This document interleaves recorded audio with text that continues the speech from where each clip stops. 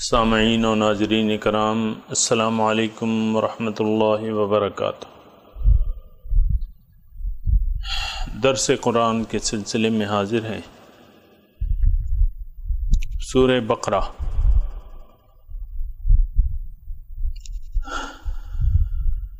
آیت نمبر 168 سے شروع کریں گے۔ اعوذ باللہ من الشیطان الرجیم، بسم اللہ الرحمن الرحیم۔ یا ایہا الناس کلوا مما فی الارض حلالا طیبا ولا تتبعوا خطوات الشیطان انہ لکم عدو مبین۔ انما یأمرکم بالسوء والفحشاء وان تقولوا علی اللہ ما لا تعلمون۔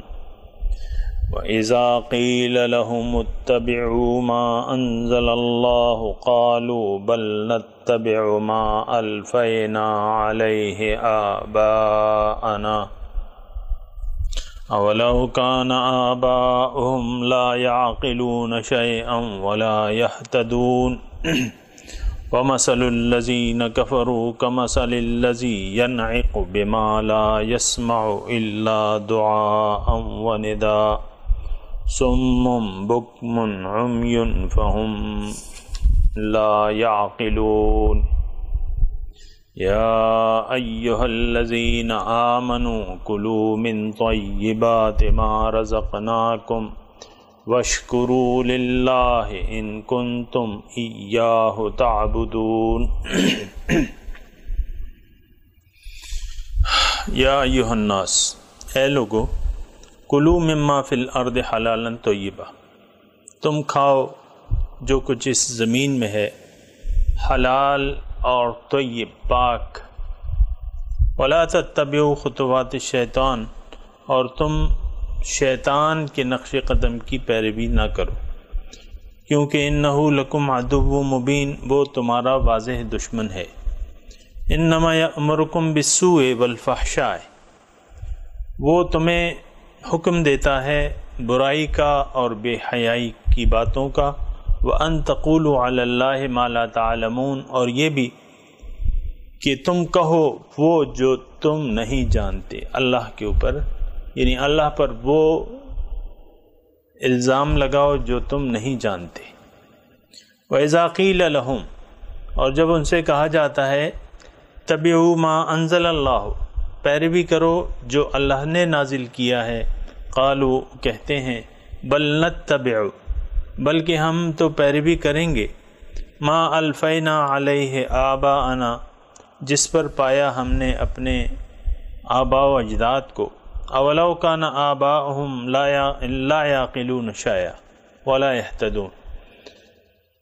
تو اللہ تعالیٰ فرماتے ہیں کہ یہ پھر بھی پیروی کریں گے اپنے بڑوں کی، اگرچہ ان کے بڑے کچھ بھی عقل سے کام نہیں لیتے تھے اور نہ وہ ہدایت یافتہ تھے۔ وَمَثَلُ الَّذِينَ كَفَرُوا، اور مثال ان لوگوں کی جنہوں نے کفر کی روش اختیار کر لی ہے، كَمَثَلِ الَّذِي، مثال اس شخص کی سی ہے، کہ مثال اس کی سی ہے، يَنْعِقُ، جو پکارتا ہے، بِمَا لَا يَسْمَعُ، جو سن نہیں سکتا، الا دعاء و ندان، مگر چیخنا یا پکارنا۔ سمن، یہ گونگے، یہ بہرے ہیں، بکمن گونگے ہیں، عمیٌ اندھے ہیں، فہم لا یعقلون، تو یہ عقل سے کام نہیں لیتے۔ یا ایھا الذین آمنوا، اے ایمان والو، کلوا من طیبات ما رزقناکم، کھاؤ اس میں سے جو پاک صاف میں نے تمہیں رزق دیا ہے، واشکروا للہ، اور اللہ کا شکریہ ادا کرو، ان کنتم ایاہ تعبدون، اگر تم اس کی بندگی کرنے والے ہو۔ سامعین کرام، بظاہر مضمون، یعنی اگر ہم تدبر نہ کریں قرآن میں اور سوچیں نہیں تو بظاہر غیر مربوط لگ رہا ہے یہ مضمون، کیونکہ مضمون اب تک تو توحید کا شروع تھا، اور اب جو ہے وہ حکم آ رہا ہے کہ تم کھاؤ زمین میں جو حلال ہے طیب ہے، تو یہ بظاہر جو ہے مضمون لگتا نہیں ہے بظاہر، حقیقت میں یہ سارا مضمون جو ہے مربوط ہے، اور مضمون بنیادی طور پہ تھا تحویل قبلہ کا، اور تحویل قبلہ کا حکم جو ہے وہ واضح ہو گیا۔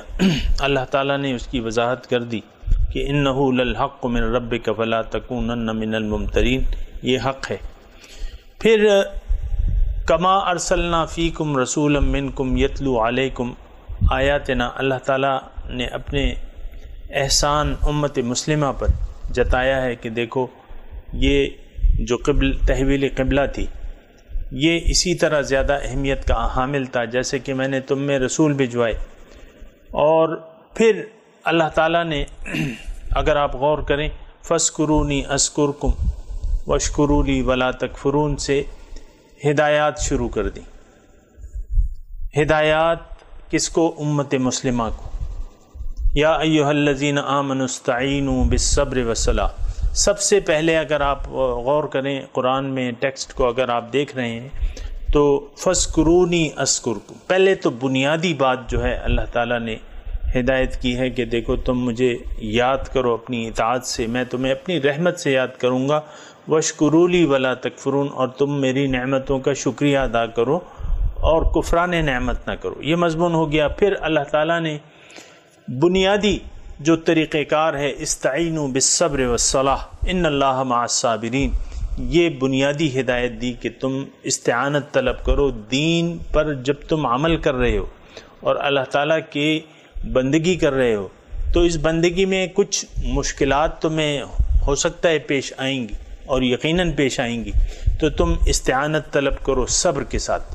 صبر یعنی اس نصب العین پر ڈٹے رہو، جمے رہو، اور جو کچھ مشکلات آتی ہیں اس کو برداشت کرو ہنسی خوشی، اور نماز کے ذریعے، اس کی ہم نے تفصیل کر لی تھی، اور یہ مضمون جاری ہے۔ اور پھر مضمون شروع ہو گیا، اللہ تعالیٰ نے بنیادی بات بتائی کہ دیکھو تمہارا معبود جو ہے وہ ایک معبود ہے۔ توحید جیسا کہ ہم نے پڑھ چکے ہیں، یعنی تمام نیکیوں کی جڑ جو ہے وہ توحید ہے۔ اور پھر اللہ تعالیٰ کی محبت، اللہ تعالیٰ نے اپنی توحید کی نشانیاں بھی بتا دی، اور پھر اپنی محبت کو مومنوں کے لیے لازم و ملزوم قرار دے دیا کہ بالذین آمنوا اشد حبا للہ، کہ مومن جو ہیں وہ اللہ تعالیٰ سے شدید محبت کرتے ہیں، اور جو لوگ اللہ تعالیٰ سے شدید محبت نہیں کرتے اور انہوں نے محبت میں شریک ٹھہرائے ہوئے ہیں تو وہ ظالم ہیں، انہوں نے اپنے اوپر ظلم کیا، وہ ظالم کہلاتے ہیں۔ اور وہ ظالم جو ہے وَلَوْ يَرَى الَّذِينَ ظَلَمُوا إِذْ يَرَوْنَ الْعَذَابَ أَنَّ الْقُوَّةَ لِلَّهِ جَمِيعًا، یہ مضمون ہو گیا کہ بھئی وہ تو ظالم لوگ ہیں، اور ظالم کا حال کیا ہوگا وہ حال ہمیں بتا دیا یہ سارا، وَمَا هُمْ بِخَارِجِينَ مِنَ النَّارِ تک وہ ظالموں کا حال بتا دیا۔ اب اگر آپ دیکھیں قرآن کے مضامین کو، اور ہونا بھی یہی چاہیے کہ ہم اور آپ درس فہم قرآن کے لیے بیٹھے ہیں، تدبر قرآن کے لیے بیٹھے ہیں، تو بہتر یہ ہوتا ہے کہ آپ جب یعنی تدبر قرآن کے لیے کسی کے سامنے بیٹھیں، مخصوص آیات کا تذکرہ ہو رہا ہو، تو آپ پرانا مضمون بھی قرآن کھول کے جو کچھ مضمون گزر چکا ہے اس پر بھی نظر ڈالیں، جو آنے والا ہے اس پر بھی ایک نظر ڈالیں، تو آپ کو یہ تمام یعنی اس کی ربط جو ہے وہ سمجھ میں آ جائے گا۔ سامعین کرام، اب مخاطب جو ہیں وہ مسلمان ہیں، مسلمان مخاطب ہیں، اور ان کو توحید کے بعد اور اللہ تعالیٰ کو محبوب بنا لینے کے بعد اب ان کو کرنا کیا ہوگا، طریقہ کار بتایا جا رہا ہے اور احکامات دیے جا رہے ہیں کہ دیکھو اگر تمہیں مجھ سے محبت ہے تو پھر یہ کام تم نے کرنے ہوں گے۔ تو اس کے سلسلے میں سامعین کرام بڑی پیاری بات ہے، سب سے پہلے جو ہے وہ انسان یعنی آپ کو پتہ ہے کہ انسان تھوڑی دیر بعد جو ہے وہ بھوکا ہو جاتا ہے اور پھر اس کو خوراک چاہیے ہوتی ہے، اس کو کھانا چاہیے ہوتا ہے. یہ اللہ تعالیٰ نے ایک نظام بنایا ہوا ہے، یعنی پیٹ میں اس نے کچھ ڈالنا ہے. اب یعنی سب سے پہلے جو ہے خوراک کا وہ ہوتا ہے، تو خوراک جو ہے وہ ایسی ہونی چاہیے جو اللہ تعالیٰ کی مرضی کے مطابق ہو. ایسی خوراک نہ ہو جو اللہ تعالیٰ اس پہ ناراض ہوتا ہو. بعض خوراک ایسی ہے کہ اس پہ وہ حرام ہے، اللہ تعالیٰ نے پھر اس کی تفصیل بھی بیان آ رہی ہے. لیکن میں آپ کو یہ مضمون کا رب آپ کو تھوڑا سا بتا رہا ہوں کہ الوہیت ہے، یعنی بنیادی طور پہ مضمون وہی ہے، مخاطب مسلمان ہے کہ الہکم الہ واحد. اب تم نے اللہ تعالیٰ کی توحید کا اقرار کر لیا، اللہ تعالیٰ کی ربوبیت کا اقرار کر لیا، تو اب تم ظاہر ہے کہ اب ہم نے اللہ تعالیٰ کے حکم کے سامنے سر جھکانا ہے. اس کے لیے ضروری ہے کہ ہمیں اللہ تعالیٰ کی رضاؤں کا پتہ چل جائے. تو اللہ تعالیٰ اپنی رضائیں جو ہیں وہ بتا رہا ہے کہ تم نے عملی زندگی میں میری بندگی کیسے کرنی ہے. تو اس میں سب سے پہلے جو ہے وہ درجہ آتا ہے خوراک کا اور اکل حلال کا، یعنی ایسی خوراک جس پہ اللہ تعالیٰ ناراض نہ ہو اور وہ حلال ہو اور حرام نہ ہو. اور یہ اکل حلال ایک یعنی محاوروں میں بھی استعمال ہوتا ہے کہ اکل حلال اور صدق مقال اور اکل حلال، یعنی سچی بات کہنا اور حلال رزق کھانا. یہ حلال رزق جو ہے ہمیں تو اس کی اتنی اہمیت شاید ہو یا نہ ہو، لیکن حلال رزق جو ہے یہ بہت زیادہ ضروری ہے. یعنی انسان کی عبادت کی قبولیت کے لیے یہ اکل حلال جو ہے یہ بہت زیادہ ضروری ہے. حضور صلی اللہ علیہ وسلم فرماتے ہیں کہ جس کے پیٹ میں ایک نوالا حرام کا چلا گیا 40 دن تک اس کی فرض عبادات قبول نہیں ہوتی. سامعین کرام، آج کل جو ہمارا ذہن بنا ہوا ہے تو اس معاملے میں ہم احتیاط سے کام نہیں لیتے. حرام بلکہ حرام خوری جو ہے یا حرام نوالے اور حلال نوالے کی ہم احتیاط نہیں کرتے. ایک دوسرے کا مال باطل طریقے سے کھاتے ہیں. اب ظاہر ہے، مثال کے طور پہ میں آپ کو سمجھانے کے لیے کہہ رہا ہوں، رشوت، کرپشن ہمارے معاشرے میں عام ہے. جو بھی سرکاری نوکر ہیں الا ماشاء اللہ وہ اس پر خوش ہوتے ہیں. اگر ان کو کوئی ہدیہ دے دیا جائے تو اس پر وہ خوش ہوتے ہیں. اب میں نام نہیں لیتا، آپ خود دیکھ لیں. میں نے تو آپ کو کہا ہے کہ چپڑاسی سے لے کر ایوان صدر تک یہ حرام ذرائع جو ہیں اس پر لوگ خوش ہوتے ہیں اور اس کو پھر کھاتے ہیں پیتے ہیں. تو یہ جو ہے یہ اکل حرام جو ہے یہ بہت بڑا گناہ ہے. اور یعنی اس میں صرف یہ نہیں کہ آپ نے حرام چیزیں نہیں کھانی، لیکن حرام مال سے بھی آپ نے حلال خوراک نہیں کھانی. یہ بھی آپ ذہن میں رکھیں. حرام لقمہ جو ہے یعنی حرام ذرائع سے حاصل کیا ہوا لقمہ آپ کے پیٹ میں نہیں جانا چاہیے. اور نہ ایسے شخص کا یعنی کوشش یہ کرنی چاہیے کہ آپ ایسے جگہ کھانا کھائیں جو حلال ذرائع سے حاصل کیا ہو. تو اس ضمن میں آپ کو ایک بات بھی بتاؤں کہ ایک بہت بنیادی بات ہے اور ہم تو اس کی اہمیت سے اتنا واقف نہیں ہیں اور نہ ہماری اس طرف متوجہ ہے، کیونکہ ہم نے تو دین کو محدود کر دیا ہے نماز، روزہ، حج، زکوٰۃ تک. باقی جو مرضی آئے کھاؤ پیو، یہ عام معاشرے میں یہ روایت ہے. لیکن قرآن میں ایک آیت ہے اور وہ یہ ہے کہ یا ایھا الرسل کلوا من طیبات واعملوا صالحا انی بما تعملون بصیر۔ رسولوں سے اللہ تعالیٰ مخاطب ہے۔ اس آیت میں میں صرف آپ کو یہ بتانے کی کوشش کر رہا ہوں کہ عقل حلال جو ہے وہ کتنی اہمیت کا حامل ہے۔ اس کے بارے میں پھر آپ خود بھی سوچیں اور اندازہ لگائیں، اور میں دوبارہ بار بار اس لیے کہہ رہا ہوں کہ اس طرف ہماری توجہ نہیں جاتی۔ حرام یعنی حرام ذرائع سے حاصل کیے ہوئے پیسے سے ہم کھانا کھانا، رزق اپنے بچوں پر خرچ کرنا وہ جائز سمجھتے ہیں، تو احتیاط کی ضرورت ہے۔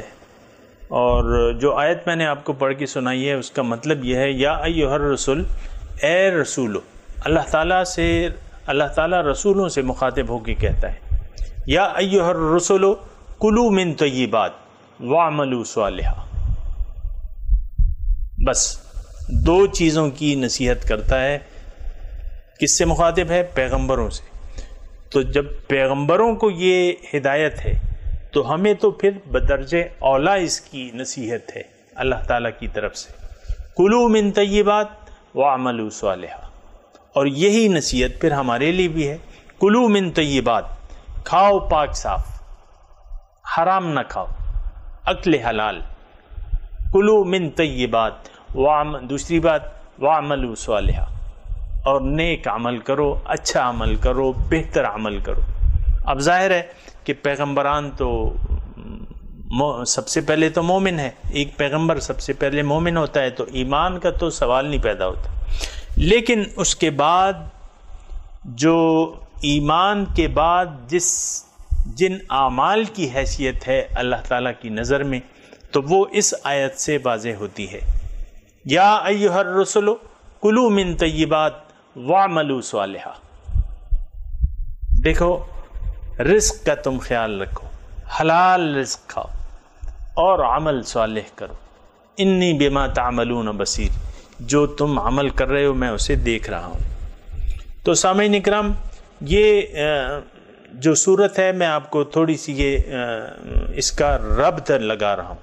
سب سے پہلے جو ہے الہکم الہ واحد، اس کے بعد محبوب جو ہے لا محبوب الا اللہ، اللہ کے سوا کوئی محبوب نہیں۔ اب کرنا کیا ہے؟ تو اس کی تفصیلات شروع ہو رہی ہیں آج کے سبق سے۔ یا ایھا الناس، اے لوگو، کلوا مما فی الارض حلالا طیبا۔ دیکھو، تم نے اپنی خوراک کا خیال رکھنا ہے، جو کچھ زمین میں موجود ہے اس میں سے کھاؤ بے شک، لیکن دو شرائط ہیں کہ ایک تو حلال ہو، حرام نہ ہو، اور طیب، پاک صاف ہو۔ مثال کے طور پہ ایک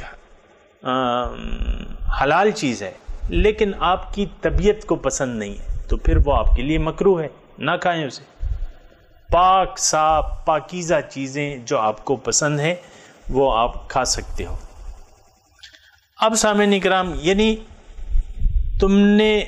اے لوگو، تم نے حلال اور طیب چیزیں کھانی ہیں اور یہی اپنے پیٹ میں ڈالنی ہے۔ اس کے بعد حلال خوراک سے پھر نور پیدا ہوتا ہے۔ سامعین کرام، ہر نیک عمل سے نور بنتا ہے۔ جیسے کہ ہم خوراک کھاتے ہیں نا، تو اس سے الٹیمیٹ جو ہے وہ خون بنتا ہے۔ یہ تو ہمیں آپ کو معلوم ہے، جو خوراک ہم پیٹ میں ڈالتے ہیں الٹیمیٹ پھر اس سے خون بنتا ہے، اور وہ صاف خون جو ہے وہ ہماری رگوں میں پھر دوڑتا ہے۔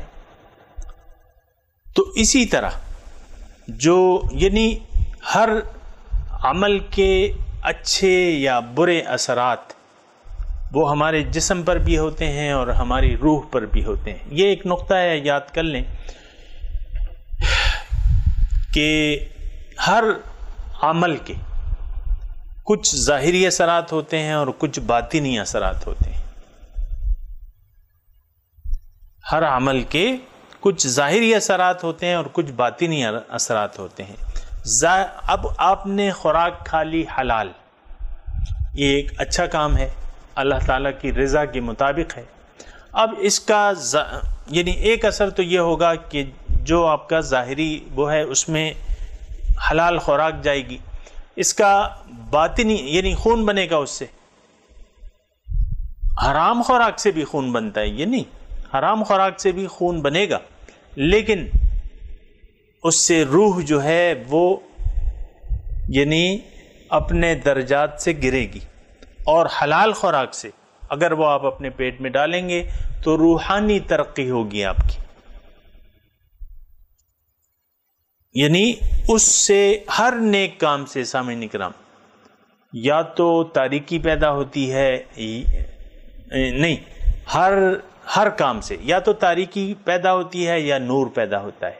اگر وہ برا کام ہے، حرام کام ہے، اس سے تاریکیاں بڑھتی ہیں، اور جو حلال کام ہے اس سے تاریکیاں مٹتی ہیں، ظلمت مٹتی ہے اور نور پیدا ہوتا ہے، اور وہ پھر یعنی روحانی ترقی ہوتی ہے۔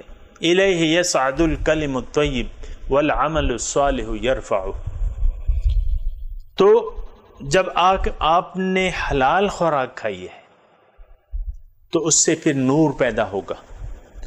اگر ایسا نہیں ہے، اب یہ ہے کہ آگے کا مضمون کیا ہے؟ وَلَا تَتَّبِعُوا خُطُوَاتِ الشَّيْطَانِ، شیطان کے نقش قدم کی پیروی نہ کرو، اِنَّهُ لَكُمْ عَدُوٌّ مُبِينٌ، کیونکہ وہ تمہارا کھلا دشمن ہے۔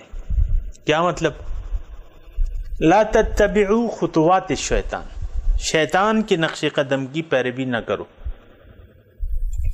بات یہ ہے کہ یعنی انسان جو ہے وہ اگر آپ اور ہم دیکھیں اور اپنی طبیعتوں کا جائزہ لیں تو ہم ہر کام میں یعنی انسان ہر کام میں اپنی مرضی کرنا چاہتا ہے اور اپنی مرضی سے جینا چاہتا ہے، اور دین کو وہ محدود کرنا چاہتا ہے چند افعال و اعمال تک، جیسا کہ آج ہم کر رہے ہیں۔ سامعین کرام، یہ سمجھنے کے لیے بہت مشکل بات نہیں ہے، مرد اور عورت اور آج آپ کا تمام معاشرہ جو ہے وہ دین کے کلمہ پڑھ کے اور چند ایک افعال کر کے مطمئن ہے کہ میں تو مسلمان ہوں اور جنت کا میں ٹھیکیدار ہوں، باقی زندگی میں جس طرح مرضی سے گزاروں۔ حقیقت میں آپ کو پتہ ہے کہ ہمارا معاشرے کا جو قبلہ ہے وہ دنیا ہے، دنیا اور ما فیہا ہے، اس طرف ہم لوگ متوجہ ہیں، دنیا کی طرف متوجہ ہیں۔ اللہ تعالیٰ کی یاد کو ہم نے بھلا دیا ہے، اپنے آپ کو بھول گئے، اپنے اللہ کی یاد کو بھلا دیا ہے۔ شیطان ہم پر غالب ہے اور وہ ہمیں جس طرح حکم دیتا ہے ہم اسی طرح کرتے ہیں۔ ایسی بات ہے کہ نہیں؟ یعنی شعوری یا غیر شعوری طور پہ شیطان کے نقش قدم پر ہم چل رہے ہیں، اور شیطان کا نقش قدم کیا تھا سامعین اکرام؟ شیطان ہماری طرح نہیں تھا، ہم تو 2 ہاتھ بڑھ چکے ہیں شیطان سے، 2 ہاتھ بڑھ چکے ہیں۔ اس نے صرف ایک حکم سے انکار کیا تھا، اللہ تعالیٰ نے حکم دیا تھا کہ اسجدوا لآدم، اس نے تکبر کر لیا کہ بھئی میں تو اس کو سجدہ نہیں کرتا۔ اس کی وجوہات پھر اس نے وَخَلَقْتَنِي مِن نَارٍ وَخَلَقْتَهُ مِن طِينٍ أَنَا خَيْرٌ مِّنْهُ، میں اس سے بہتر ہوں۔ تو شیطان کا کام ایسا نہیں تھا کہ اس نے بہت سے احکامات سے انکار کیا تھا، شیطان نے صرف ایک حکم سے انکار کر دیا اور اس کی وجہ سے وہ راندہ درگاہ ہو گیا، لعنتی ہو گیا، مردود ہو گیا۔ اور آپ دیکھیں، ہم تو میں اگر یہ کہوں کہ ہم تو ایک حکم بھی نہیں مان رہے، جو دین کے چند افعال کر رہے ہیں وہ بھی ہم اپنی مرضی سے کر رہے ہیں، یہ اللہ کے حکم سے نہیں کر رہے۔ وہ کچھ پیدائشی طور پہ ماں باپ نے ہمیں سکھا پڑھا دیا ہے، کچھ معاشرہ مطلب مسجدوں میں جاتا ہے، ادھر ادھر روزے وغیرہ رکھ لیتا ہے، حج کر لیتا ہے، زکوٰۃ دے دیتا ہے، ہم وہ کر رہے ہیں۔ دین کو ہم نے بحیثیت دین نہیں لیا ہوا، اور دین سے ہم نے کھیل تماشا بنا لیا ہے۔ کھیل تماشا اور کیا ہوتا ہے؟ اپنی مرضی سے دین پر عمل کرنا، جس دین کے جس حکم کو مرضی سے لیا، جو حکم ہمیں پسند آیا اس کو لے لیا، جو پسند نہیں آیا اس کو چھوڑ دیا۔ حضور صلی اللہ علیہ وسلم کی جو سنت ہمیں پسند آتی ہے وہ ہم اس کو لے لیتے ہیں، باقیوں کو نظر انداز کر دیتے ہیں۔ حضور کے احکامات تو تمام زندگی پر محیط ہیں، ان کا اسوہ حسنہ جو ہے تمام زندگی پر محیط ہے، لیکن ہم اتخذوا دینہم لہوا ولعبا وغرتہم الحیات الدنیا، یہ قرآن میں اس کی ہماری وہ تفصیل آئی بھی ہے کہ انہوں نے اپنی دین کو کھیل تماشا بنا لیا ہے اور دنیا کی زندگی نے ان کو دھوکے میں ڈال دیا ہے۔ سامعین کرام، سوچنے کی بات ہے اور ناراض ہونے کی بات نہیں ہے، اس میں سوچنے کی بات ہے کہ اگر ایسا ہے تو یہ بہت خطرناک بات ہے۔ یہ تو یعنی تباہی کے منہ میں، اپنے آپ کو تباہی کے منہ میں دینا ہے۔ اور ایسے اشخاص جو ہیں، یہ سامعین کرام نوٹ کر لیں، ایسے اشخاص جنہوں نے اپنے دین کو کھیل تماشا بنا لیا ہے اور دنیا کی زندگی نے انہیں دھوکے میں ڈال دیا ہے۔ آج حقیقت یہی ہے سامعین کرام کہ دنیا کو ہم ترجیح دیتے ہیں دین پر، دین اور آخرت کے بارے میں، اس کے بارے میں میں اب اس وقت آپ کو کچھ نہیں کہوں گا، میں کہہ رہا ہوں کہ میں اپنے مضمون سے زیادہ دور نہ جاؤں۔ تو اللہ تعالیٰ فرما رہا ہے لا تتبعوا خطوات الشیطان، شیطان کے نقش قدم کی پیروی نہ کرو۔ شیطان کا نقش قدم کیا تھا؟ سب کچھ مانتا تھا، ایک سے انکار کیا، اور ہم ایک بھی نہیں مان رہے، نہ سب مان رہے ہیں نہ ایک مان رہے ہیں۔ سامعین کرام، تھوڑا سا سوچنے کی ضرورت ہے کہ میں کیا کہہ رہا ہوں۔ میں کہہ رہا ہوں کوئی حکم ہم نہیں مانتے، جو مانتے ہیں وہ اپنی مرضی سے مانتے ہیں۔ تو یہ کچھ بات آگے بڑھ جاتی ہے، وَلَا تَتَّبِعُوا خُطُوَاتِ الشَّيْطَانِ، شیطان کا نقش قدم کیا ہے کہ بھئی سارے مان لو، ایک سے انکار کر دو۔ یہ شیطان کے نقش قدم ہے، اس کی پیروی ہے، لیکن ہم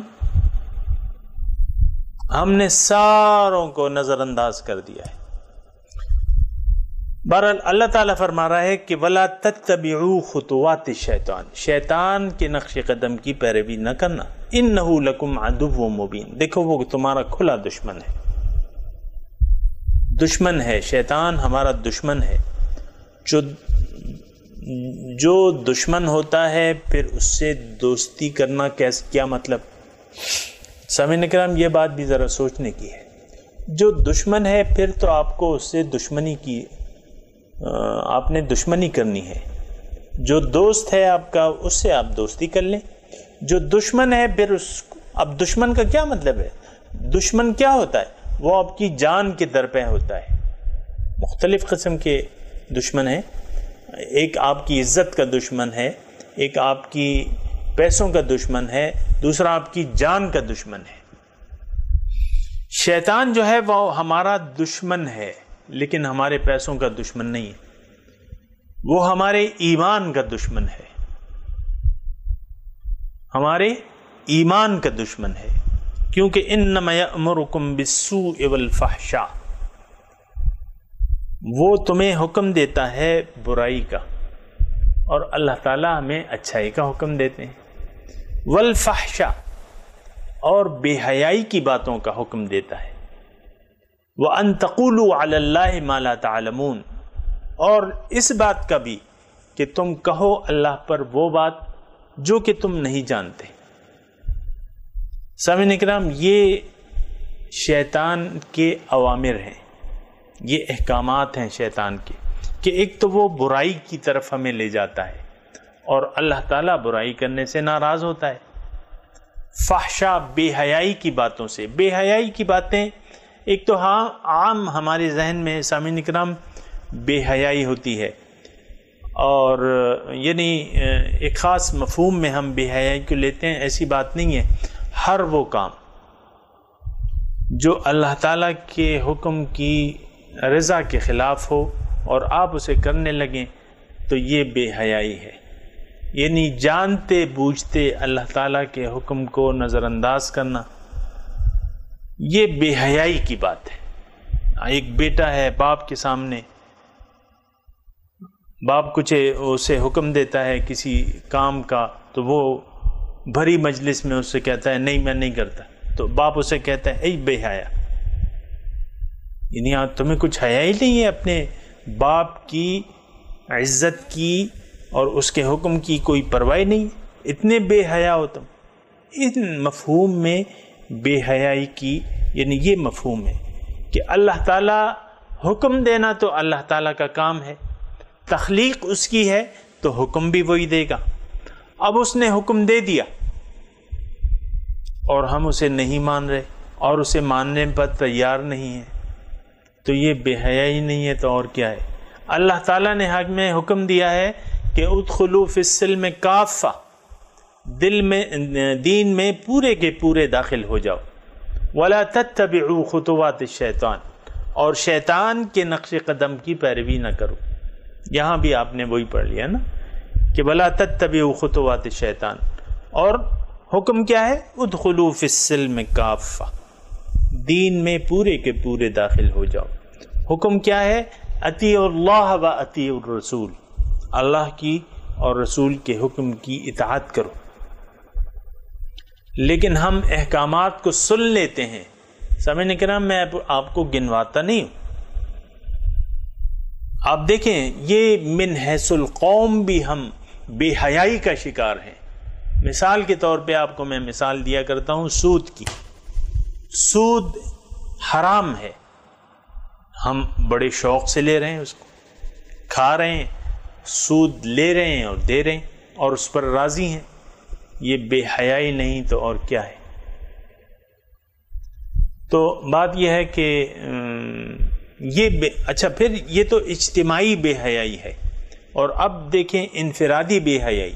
ہر شخص جو ہے تقریباً بے حیائی میں مصروف ہے.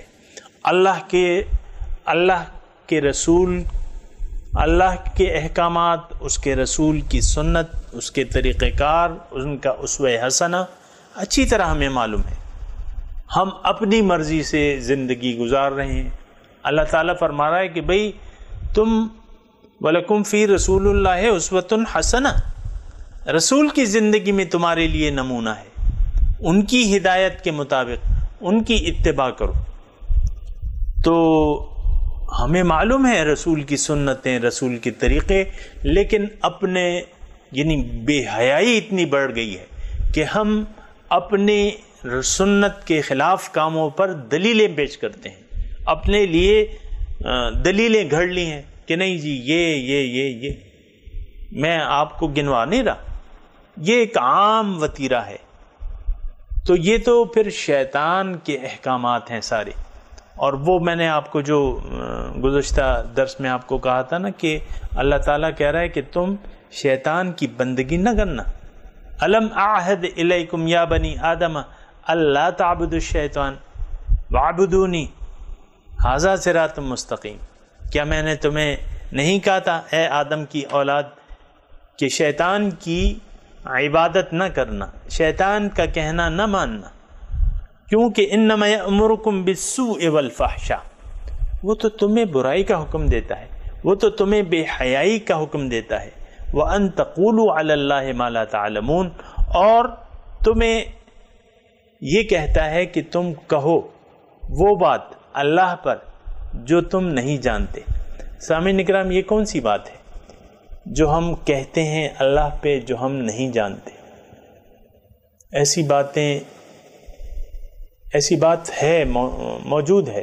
سامعین اکرام تھوڑا سا اگر ہم آپ سوچیں نا، ہم زندگی اپنی مرضی سے گزار رہے ہیں اور پھر اس پہ دلائل بھی دیتے ہیں. خاصی ایک تعداد آپ کو مل جائے گی جو اپنی بے راہ روی کی، اللہ کے احکامات کی خلاف ورزی کی اور دین سے انحراف کے دلائل آپ کو دیں گے کہ بھئی ہم کون سا کون سے فرقے کو لے لیں، کس فرقے میں داخل ہو جائیں، کیا کریں کیا نہ کریں، ہماری تو یہ سمجھ میں نہیں آتا، بس ہم اپنی مرضی سے۔ اب دیکھیں یہ وہی شیطانی کام ہے۔ وَأَن تَقُولُوا عَلَى اللَّهِ مَا لَا تَعْلَمُونَ، یعنی ہم زبان سے تو نہیں کہتے، لیکن اپنے عمل سے یہ کیا کہہ رہے ہیں؟ اپنے عمل سے ہم یہ کہہ رہے ہیں کہ بھئی نفس جو ہے وہ ہمارا خدائے واحد ہے، ہم نے سوائے نفس کے کسی اور کی بندگی نہیں کرنی۔ لیکن یعنی نفس کو اپنا خدا بنا لیا ہے، نفس کو خدا تسلیم کر لیا ہے عملاً، نفس کو خدا تسلیم کر لیا ہے عملاً، لیکن نفس تو خدا نہیں ہے نا، نفس تو معبود نہیں ہے، نفس تو الہ نہیں ہے، جبکہ ہم اسے الہ قرار دے چکے ہیں۔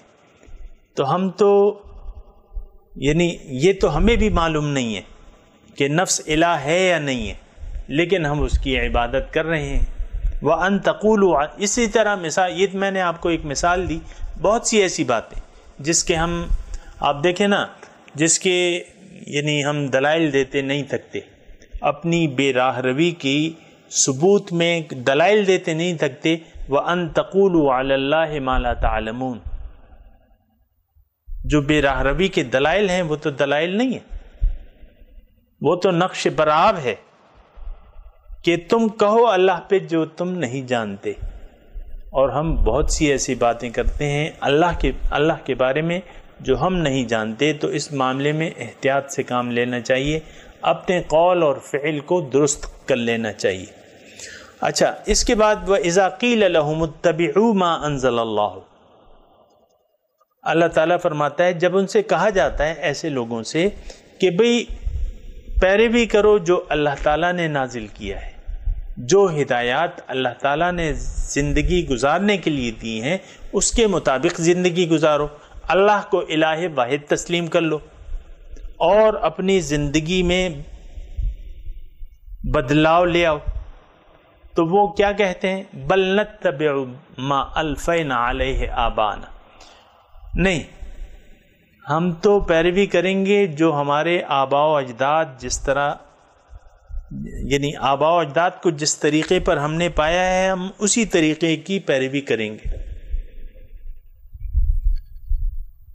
سامعین کرام، یہاں تھوڑی سی یعنی آپ کی میں توجہ چاہتا ہوں کہ وَإِذَا قِيلَ لَهُمُ اتَّبِعُوا مَا أَنزَلَ اللَّهُ قَالُوا بَلْ نَتَّبِعُ مَا أَلْفَيْنَا عَلَيْهِ آبَانَا، جب ان سے کہا جاتا ہے کہ تم پیروی کرو اس کی جو اللہ نے نازل کیا ہے، شان نزول کے مطابق جو بھی اس کا یعنی مطلب ہے، وہاں یہود تھے، نصارہ تھے، مدنی صورت ہے، تو اب ظاہر ہے کہ وہ اپنے آباء و اجداد کے دین کو چھوڑنے پہ تیار نہیں تھے۔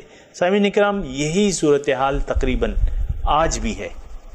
آج دیکھیں، یعنی بل نتبع ما الفینا علیہ آباءنا، بلکہ ہم پیروی کریں گے اس کی جس پر پایا ہم نے اپنے بڑوں کو۔ اب یہ زبان سے تو ہم نہیں کہتے، لیکن آپ دیکھیں کہ ہم رواج کی پابندی کرتے ہیں، جو روایات آئی ہیں کسی بھی خاص سلسلے میں، ہم ان روایات پر کھڑے میں یقیناً جو ہمارے بڑے کر گئے ہیں یا جو طریقہ انہوں نے چھوڑ دیا ہے اسی طریقے پر ہم زندگی گزار رہے ہیں۔ تو یہ عملاً، یہ بات جو ہے ہم عملاً کہہ رہے ہیں کہ بھئی ہم تو دیکھو، میرے جو والد تھے، میرے دادا تھے، بلکہ آباءنا جمع ہے اب کی، اب مطلب باپ کو کہتے ہیں، آباءنا ہمارے باپوں یعنی بڑوں نے جو کچھ کیا ہے۔ اور آج دیکھیں معاشرے میں یہی یعنی بڑوں کی پیروی ہو رہی ہے، معاشرے کی، رواج کی اور رسم و رواج کی۔ آپ دیکھیں رسم و رواج کو لوگ ڈھونڈ ڈھونڈ کے بعض مواقع پہ نکالتے ہیں، شادی کے مواقع ہیں، رسموں کو، پرانی رسموں کو ڈھونڈا جاتا ہے کہ یہ اب جو دلہن ہے وہ چاول پھینکے گی اور رزق کی بے حرمتی کرے گی، اور چاول جو ہے وہ پھر ہوتا ہے نا، ایسا آپ نے دیکھا ہوگا کہ وہ چاول لے کے جو ہے وہ پیچھے، اور چاول جو ہے زمین میں اللہ کا رزق بکھر جائے گا، پاؤں تلے آئے گا۔ یہ یعنی یہ دیکھیں ڈھونڈ ڈھونڈ کے رسمیں نکالی جاتی ہیں اور ان سے لطف اندوز ہوا جاتا ہے. بل نتبع ما الفینا علیہ آباءنا. سامعین اکرام، ہم بیٹھے ہوئے فہم قرآن کے لیے، اور ہم قرآن کو، آپ کو میں عرض کرتا ہوں کہ قرآن کو جب بھی پڑھیں تو دیکھیں کہ یہ ہمارا جو موجودہ عمل ہے اس کے خلاف ہے یا اس کے موافق ہے. اگر اس کے موافق ہے تو ٹھیک ہے، لیکن اگر اس کے خلاف ہے ہمارا عمل یا وہ خرابیاں ہم میں پائی جاتی ہیں تو پھر تو سوچنے کی اور اصلاح کی ضرورت ہوتی ہے. تو یہ اس لیے مطلب میری کوششیں اور آپ جو بیٹھے ہوئے سن رہے ہیں آپ کی کوششیں اسی لیے ہیں کہ ہم اپنی اصلاح کر لیں اللہ تعالیٰ کے کلام کے اور ان کی باتوں کے مطابق. تو اللہ تعالیٰ فرما رہے اولو کان آباؤہم لا یعقلون شیئا ولا یہتدون. بھئی ٹھیک ہے، بڑوں کی پیروی کرنی چاہیے، لیکن بڑوں میں تو ہدایت یافتہ بھی ہو سکتے ہیں اور غیر ہدایت یافتہ بھی ہو سکتے ہیں. بڑے جو ہے راہ راست پہ بھی ہو سکتے ہیں اور گمراہ بھی ہو سکتے ہیں. تو اگر راہ راست پہ جو بڑے ہیں ان کی آپ پیروی کریں تو اچھی بات ہے. یعنی یہ تو ڈیپینڈ کرتا ہے کہ آپ کے بڑے ہدایت پر تھے، راہ راست پہ تھے، عقل مند تھے یا بے وقوف تھے اور خواہشات نفس کے غلام تھے. اگر آپ کے بڑے خواہشات نفس کے غلام تھے اور انہوں نے نہ کچھ سوچا نہ سمجھا دین کے بارے میں اور نہ وہ ہدایت پہ تھے، تو تب بھی اے لوگو تم ان کی پیروی کرو گے. اولو کان آباؤہم، یعنی اس آیت کا مطلب یہ ہے کہ یہ ہمیں دیکھ لینا چاہیے کہ جس طریقے کی ہم پیروی کر رہے ہیں وہ کس کا طریقہ ہے. آیا وہ ہدایت پر تھے، آیا وہ روشنی کے مینار تھے، یا اندھیرے کے اندھیروں میں بھٹکے ہوئے تھے. تو اللہ تعالیٰ فرما رہا ہے وَلَوْ كَانَ آبَاؤُهُمْ لَا يَعْقِلُونَ شَيْئًا وَلَا يَهْتَدُونَ، کہ تم پھر بھی پیروی کرو گے ان آبا و اجداد کی جو بے وقوف تھے، جنہوں نے عقل سے کام نہیں لیا، جنہوں نے دین کو ترک کر دیا، جنہوں نے رسول کی پیروی کو ترک کر دیا اور وہ گمراہ ہو گئے. وَلَا يَهْتَدُونَ، ہدایت پر نہیں تھے، پھر بھی تم ان کی پیروی کرو گے؟ یعنی نہیں، ایسا نہیں کرنا چاہیے. سوچنا چاہیے کہ بھئی میرے بڑوں کے اعمال اگر درست تھے، ہدایت پر تھے، تو پھر تو ان کی پیروی کرو، کیونکہ وہ تو اللہ تعالیٰ کی بندگی کا ایک نمونہ آپ کو دے گئے ہیں. ٹھیک ہے، لیکن اگر ایسا نہیں ہے اور انہوں نے اپنی خواہشات کو اپنا معبود بنا لیا تھا اور وہ گمراہ ہو گئے تھے، پھر تو ان کی پیروی نہیں کرنی چاہیے. یعنی حقیقت کو دیکھنا چاہیے. اللہ تعالیٰ پھر یہ ان کی مثال جو ہے، جو لوگ اللہ تعالیٰ کی بندگی کو چھوڑ کر، یعنی الہکم الہ واحد کی تعلیم کو چھوڑ کر غیر اللہ کی اطاعت کرتے ہیں، اس کی بندگی کرتے ہیں، غیر اللہ کو رب مان لیتے ہیں، اللہ تعالیٰ فرماتا ہے کہ دیکھو ان کی مثال تو جانوروں کی سی ہے. یہ تو جانوروں کی مثال ہے. جانور کو آواز دو تو وہ صرف وہ ہماری پکار یا آواز سنتا ہی ہے، باقی اس کی سمجھ میں نہیں آتا کہ یہ کیا کہہ رہا ہے. جب آپ یعنی اس کو آپ پکاریں، جانور کو اگر آپ پکاریں تو وہ صرف آپ کی آواز سنے گا، نہ تو جواب دے گا، نہ اس کی سمجھ میں آئے گی کہ یہ کیا کہہ رہا ہے. تو ان لوگوں کی مثال، سامعین اکرام، ایسا نہ ہو کہ ہمارا شمار ان لوگوں میں ہو جو کہ جانور ہیں، جن سے یعنی ان کی مثال جانوروں کی سی ہے، جن کو صرف آواز سنائی دے رہی ہے. اب پیغمبر کی آواز ہے مثال کے طور پر، پھر اس کے بعد صالحین کی آوازیں ہیں، اہل اللہ کی آوازیں ہیں، چونکہ اہل اللہ ہیں، صادقین ہیں، یہ سارے لوگ آج موجود ہیں. سامعین اکرام، ان کی آواز بھی آپ سن نہیں پا رہے کہ وہ کیا کہنا چاہ رہے ہیں، یہ کیا کہہ رہے ہیں. ایسے بہت سے لوگ ہیں. مثال کے طور پہ حضور صلی اللہ علیہ وسلم آواز دے رہے تھے. سب سے پہلی جو تبلیغ تھی وہ کوہ صفا پر آپ نے کھڑے ہو کے قوم کو دعوت دی کلمہ توحید کی. تو ابو لہب کی سمجھ میں وہ بات ہی نہیں آئی. بلکہ الٹا انہوں نے بد دعا دے دی حضور صلی اللہ علیہ وسلم کو.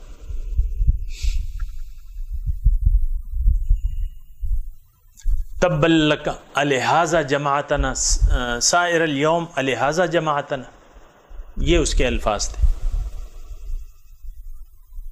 پھر اس کے جواب میں جو ہے کیا نازل ہوئی، تبت یدا ابی لہب وتب، ہلاک ہو گیا ابو لہب، اس کے ہاتھ ٹوٹ گئے اور وہ ہلاک ہو گیا. تبت یدا ابی لہب، ٹوٹ گئے ابو لہب کے ہاتھ، وتب، اور وہ تباہ ہو گیا. ما اغنی عنہ مالہ وما کسب. تو بات یہ ہے کہ ایسے بھی لوگ سامعین کرام موجود ہیں. ایسا نہ ہو کہ ہمارا شمار ابو لہب کی فہرست میں ہو جائے کہ اہل اللہ پکار رہے ہیں، اپنی قوتیں صرف کر رہے ہیں، پکار کے کہہ رہے ہیں کہ بھئی آؤ اللہ تعالیٰ کی طرف، آؤ اللہ تعالیٰ کے دین کی طرف، آؤ کوشش کرو حضور صلی اللہ علیہ وسلم کی اتباع کی کوشش کرو. ان لوگوں کی کان میں کوئی آواز ہی نہیں آ رہی. کأن لم يسمعها کأن فی اذنیہ وقرا. دوسری جگہ اللہ تعالیٰ ارشاد کأن لم يسمعها، گویا کہ وہ آواز اس نے سنی نہیں. کأن فی اذنیہ وقرا، گویا کہ ان کے کانوں میں ڈانٹے ہیں، ڈانٹ دے دی، کوئی آواز سنی نہیں رہے. تو سامعین اکرام، یہ ہم تو درس قرآن میں بیٹھے ہیں، لیکن اس لیے نہیں بیٹھے کہ قرآن کا ترجمہ جلدی کر کے بس ختم کر لیں. ایسے اس لیے نہیں بیٹھے. ہم تو قرآن کی ہر آیت کو اپنے اوپر فٹ کرنا چاہیے. اگر ہم اس کے موافق ہیں بہت اچھی بات ہے، لیکن اگر مخالف ہیں تو پھر سوچنا چاہیے اور اپنے آپ میں بدلاؤ لانے کی کوشش کرنی چاہیے. وَمَثَلُ الَّذِينَ كَفَرُوا كَمَثَلِ الَّذِي يَنْعِقُ بِمَا لَا يَسْمَعُ إِلَّا دُعَاءً وَنِدَاءً. اور مثال جن لوگوں نے کفر کی، انکار کی روش، کس چیز سے؟ اللہ تعالیٰ کی توحید سے انکار کی روش اختیار کر لی. اللہ تعالیٰ کو اپنا محبوب واحد نہیں بنایا. اور اب ان کو جو صالحین ہیں، جو اہل اللہ ہیں، وہ پکار رہے ہیں، تو ان کی پکار بس ایسے ہی ہے جو شخص کسی کو پکارتا ہے اور وہ پھر ینعقو، جو پکارتا ہے، بما لا یسمع، اس شخص کو جو سن نہیں سکتا، یعنی اس کا مطلب نہیں سن سکتا، الا دعاء و نداء، لیکن بلانا یا پکار. ایسے لوگ، یعنی ان کی وہ بات سمجھ میں نہیں آتی. اور ایسے سامعین کرام بہت سے ایسے لوگ موجود ہیں جو بات یہ ہے کہ جب خواہشات نفس کو انسان خدا بنا لے تو پھر حق کی آواز اثر نہیں کرتی. حق کی آواز جو ہے سامعین کرام پھر بری لگتی ہے. اور اگر کسی وجوہات کی بنا آواز سننی بھی پڑے تو انسان بس کورا ہی رہتا ہے، اس کو سمجھ میں نہیں آتی. ایسا بہت ہے. حضور صلی اللہ علیہ وسلم کی مجلس میں بھی ایسے لوگ موجود تھے جن کو حضور صلی اللہ علیہ وسلم کی باتیں جو ہیں وہ بوجھ لگتی تھی اور وہ چاہتے تھے کہ کسی طریقے سے حضور کی مجلس سے نکل جائے.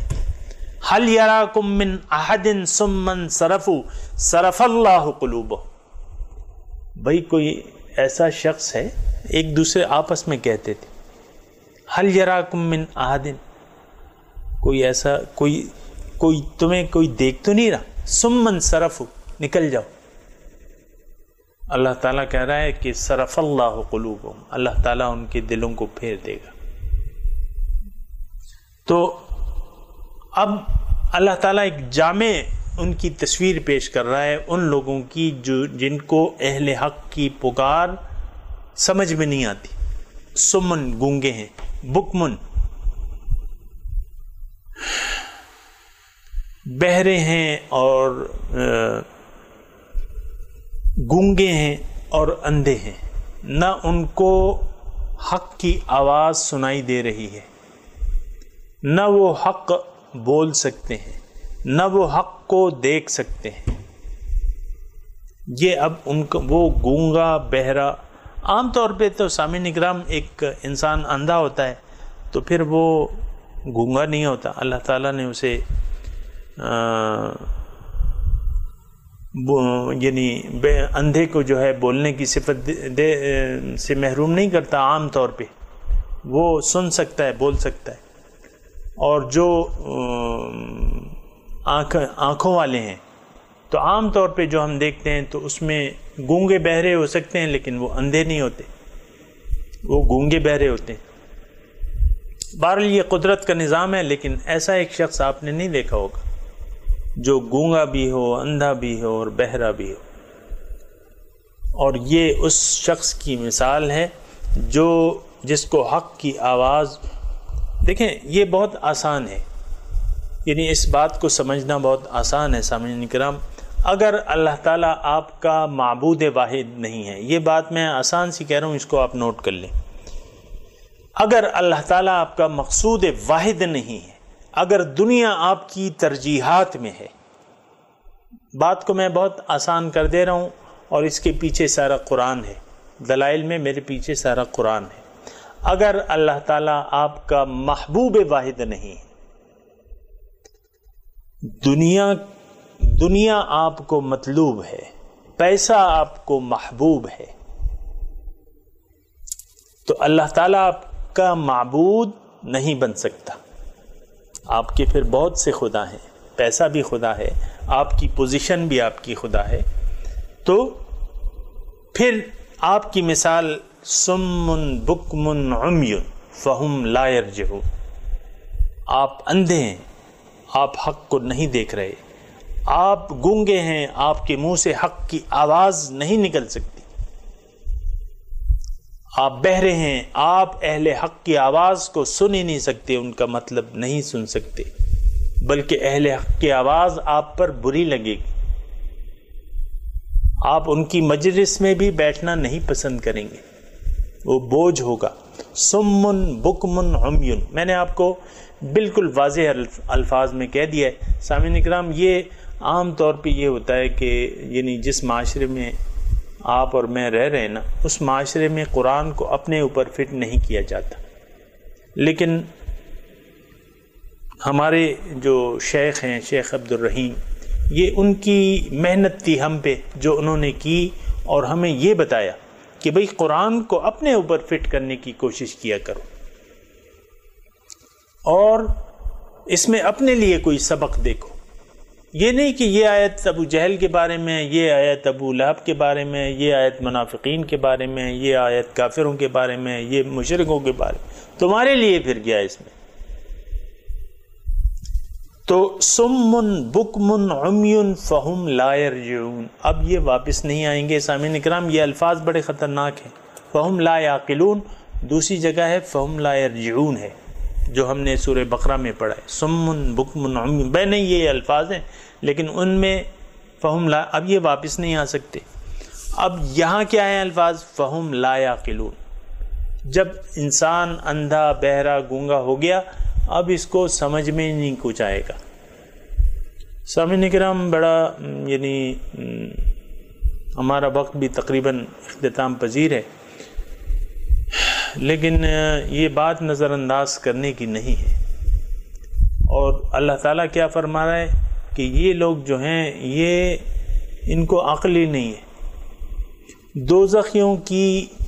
دوزخی جب دوزخ کے کنارے کھڑے ہوں گے نا، تو ایک حسرت آمیز بات کریں گے، اور وہ یہ کہیں گے کہ وَقَالُوا لَوْ كُنَّا نَسْمَعُ أَوْ نَعْقِلُ مَا كُنَّا فِي أَصْحَابِ السَّعِيرِ. اگر ہم عقل سے کام لے لیتے، نعقلو، یہاں بھی عقل اور وہاں بھی عقل. لَوْ كُنَّا نَسْمَعُ، کاش کہ کسی اہل حق کی آواز ہی ہم سن لیتے، او نعقلو، یا عقل سے کام لے لیتے. ما کننا فی اصحاب السعیر، تو ہم اصحاب السعیر میں، دوزخ والوں میں سے نہ ہوتے.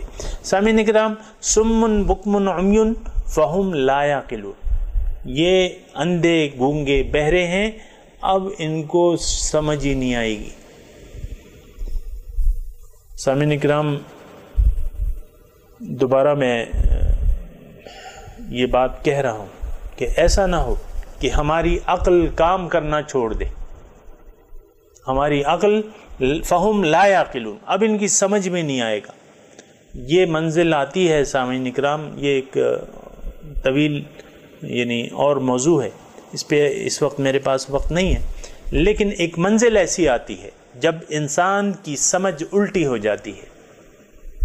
انسان کی سمجھ صرف اللہ علی قلوبہم، ابھی میں نے آیت جو پڑھی تھی، اللہ تعالیٰ ان کے دلوں کو پھیر دے. اللہ تعالیٰ دلوں کو پھیر دیتا ہے، پھر جو ہے باطل جو ہے وہ حق نظر آتا ہے اور حق جو ہے وہ باطل نظر آتا ہے. تو ایسا نہ ہو کہ ہماری سمجھ الٹی ہو جائے اور حق ہمیں باطل نظر آنے لگے اور باطل جو ہے ہمیں حق نظر آنے لگے. اور یہ آپ دیکھ سکتے ہیں آج یہود بھی ہیں، نصارہ بھی ہیں، ہنود بھی ہیں. میں یہ مثالیں اس لیے کہہ رہا ہوں کہ یہ تو ہمیں نظر آ رہے ہیں نا. جو ہندو ہیں اور بتوں کے سامنے پرارتھنا کرتے ہیں وہ اپنے آپ کو حق سمجھتے ہیں. جو عیسائی ہیں وہ حضرت عیسیٰ علیہ السلام کی عبادت کرتے ہیں، ان کو خدا کرتے ہیں، وہ آج بھی اپنے آپ کو حق سمجھتے ہیں. جو یہودی ہیں وہ بھی اپنے آپ کو حق سمجھتے ہیں، باوجود جو قرآن نے اس کے بارے میں کہا ہے. تو بہرحال ایک سٹیج ایسی آتی ہے، اور یہ صرف یہود و نصارہ اور ہنود نہیں ہے، یہ آج بھی مسلمانوں میں بہت سے ایسے لوگ ہیں جن کی سمجھ جو ہے الٹی ہو گئی ہے. آج جو دیکھیں معاشرہ کفر پر راضی ہے، کفر کے نظام پر راضی ہے. کفر کا نظام مثال کے طور پہ سود ہے، اس پر یہ قوم جو ہے باہر نہیں نکل رہی سڑکوں پہ. ایک مثال میں دے رہا ہوں آپ کو. اس کا مطلب کیا ہے کہ ان کی سمجھ جو ہے الٹی ہو گئی ہے. فہم لا یعقلون، ان کو سمجھ میں نہیں آتا کہ اللہ تعالیٰ کیا کہہ رہا ہے. تو سامعین کرام سوچنے کی ضرورت ہے. وآخر دعوانا ان الحمد للہ رب العالمین. السلام علیکم ورحمۃ اللہ وبرکاتہ.